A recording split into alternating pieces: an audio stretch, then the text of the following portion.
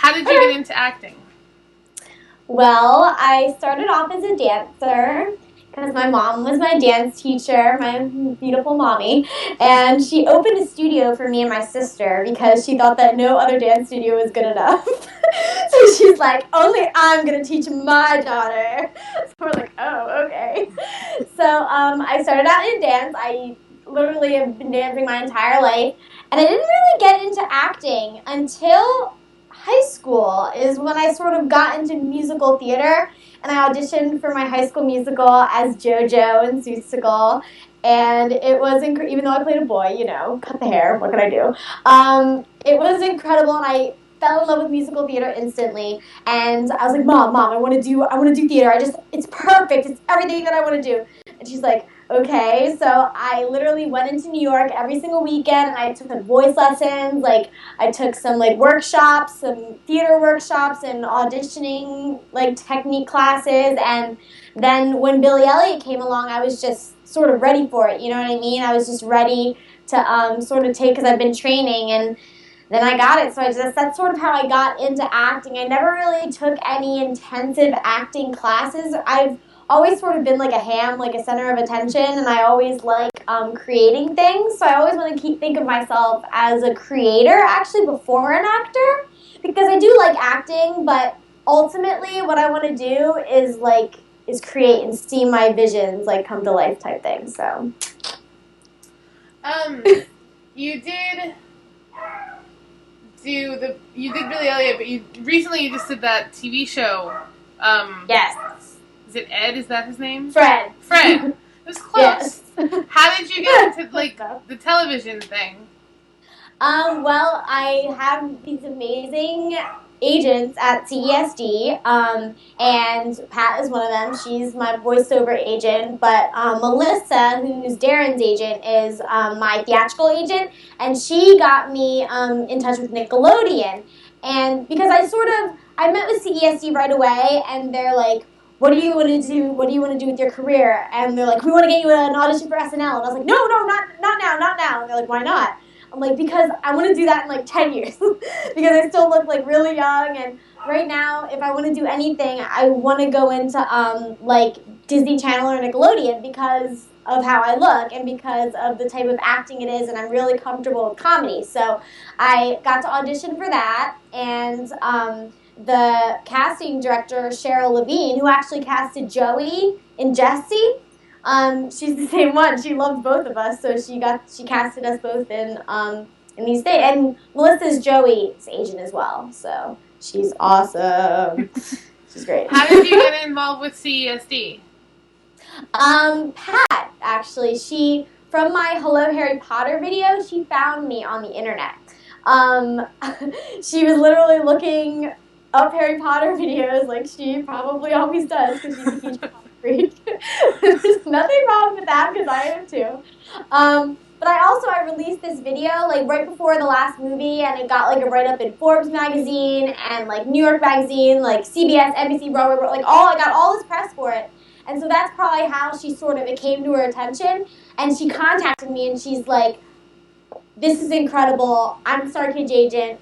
I want to meet you. I'm flying you out here. I want you to meet everyone. So I sort of met her that way, and I knew her first, but then she introduced me to the rest of the agency, and now I'm signed with them across the board. So I adore them. They're amazing.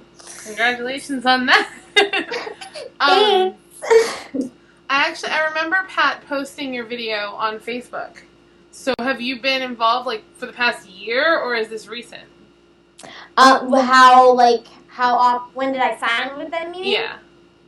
I signed with them back in November. So I went out to LA the first time in November, and I sort of just wanted to get a lay of the land and see if I could actually live out here and sort of see if CESD was really the perfect agency for me. So I met with some other agencies. I met with CESD. I was driving around making sure that I liked it here, and then I signed with them, and then I came back here. Came back to New York, and that's actually where I met Joe Moses, is again through Pat.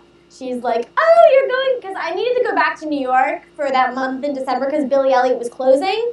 So I had to be there for like the final show. So she's like, oh, since you're going back to New York, you should meet my baby, Joe Moses. She's like, he's out there. She's like, he would love you. You guys would got along great. And I was like, oh, okay. So that's sort of where that all came in. And she introduced me to literally almost all the Star Kids. And that's how I became friends with them, is through Pat. So yeah, Pat's awesome. I love her. She's amazing. I absolutely love her. So how different is LA and New York, like the acting scene? It's really different, actually. They're both, okay, LA has the creative energy that New York has, but New York is very intense and it's very stressful and people are kind of mean. Not like, they don't mean to be mean, but they're sort of so focused. They have such a specific vision that they want, that if you don't fit that vision, then they're like, okay, next. That's not who we want.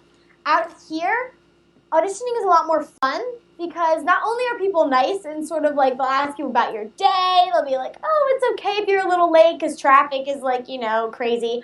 But they'll recommend you to someone else if like their project, if they like you, if they like your personality, then they'll sort of find like a way for you, or find like something for you from someone else. Like everyone's sort of looking out for each other out here, which is really different in New York. Because in New York they won't do that. Like if they don't like you, then that's it. But if you're not perfect for some, I remember this one casting director, she called me actually after this, it was like the weirdest thing. She calls me personally after an audition and she's like, oh, Tessa, hello? And I was like, hello? And she's like, oh, hi, this is the casting director you just read for. I'm like, oh, hi. And she said, oh, yeah, you were great, but I was just wondering.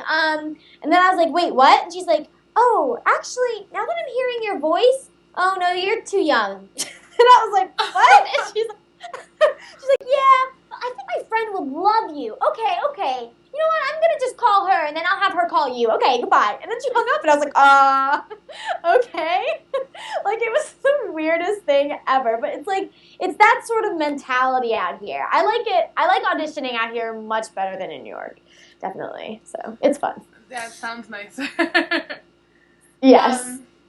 When did you realize that you had like a knack for writing all those parodies that you do? Because you've done a few of them now, and they're pretty good. Thank you. You know what it is? I always loved writing rap songs. This is gonna sound so ridiculous because I'm like the whitest person in the world, but like for every single birthday in Billy Elliot, I wrote them a rap. Like I loved writing rap songs. Like I just loved rapping and rhyming and doing that type of thing. I always loved poetry. Like when I was a kid, I loved like rhyming poetry and weird little poems I used to write all the time.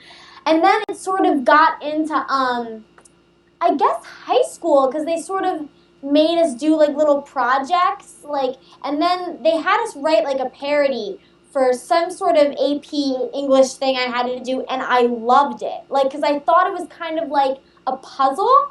I sort of see writing a parody as a puzzle because, like, the outline is there, and you know what needs to go there. You just sort of have to fill in all the little pieces.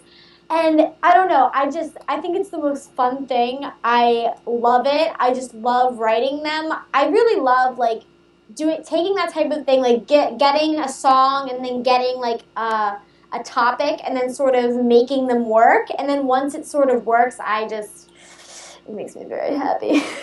It's very rewarding for me.